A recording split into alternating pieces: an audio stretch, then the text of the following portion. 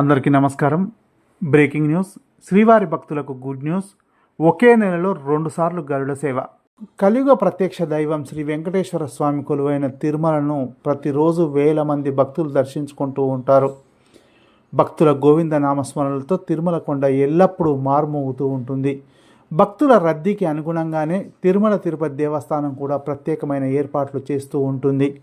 శ్రీవారి భక్తులకు ఎలాంటి అసౌకర్యం కలగకుండా టీటీడీ జాగ్రత్తలు తీసుకుంటూ ఉంటుంది.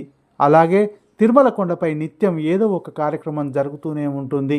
నిత్య కళ్యాణం పచ్చతోరణంలా తిరుమల కొండపై ఉత్సవాలు జరుగుతూనే ఉంటాయి. అయితే ఈ వివరాలను టీటీడీ భక్తులకు ముందే తెలియజేస్తూ ఉంటుంది.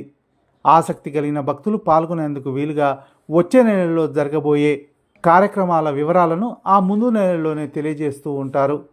ఈ క్రమంలోనే ఆగస్టు నెలలో తిరుమలలో జరిగే విశేష ఉత్సవాలకు సంబంధించి షెడ్యూల్ను టీటీడీ విడుదల చేసింది. ఈ షెడ్యూల్ ప్రకారం ఆగస్టు 4న శ్రీ చక్రతాళ్వారు వర్ష తిరునక్షత్రం, శ్రీ ప్రతివాది భయంకర అనంగాచార్య వర్ష తిరునక్షత్ర కార్యక్రమాలు నిర్వహిస్తారు. ఆగస్టు 7న ఆండాల్ తిరువాడిపురం షాత్తుమర శ్రీవారు పురిశైవారి తోటకు వేంచేసే కార్యక్రమం ఉంటుంది. ఆగస్టు 9న గరుడ పంచమిని పురస్కరించుకొని తిరుమలలో శ్రీవారి గరుడ సేవను నిర్వహిస్తారు.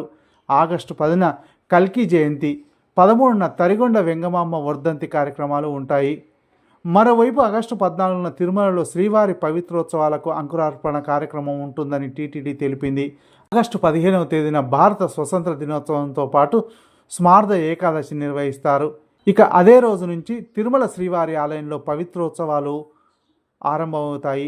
ఆగస్టు 16న వరలక్ష్మి వ్రతం, నారాయణగిరిలో చక్రతీర్థోత్సవం కార్యక్రమాలు నిర్వహిస్తారు. ఆగస్టు 19న శ్రావణ పౌర్ణమి సందర్భంగా తిరుమలలో పౌర్ణమి గరుడ సేవ నిర్వహిస్తారు. అలాగే రాఖీ పండుగ, హయగ్రీవ జయంతి, వికానస మహాముని జయంతి కార్యక్రమాలు ఉంటాయి. ఆగస్టు 20వ తేదీన శ్రీవారు వికానసాచార్య స్వామి సన్నిధికి వేంచేస్తారు.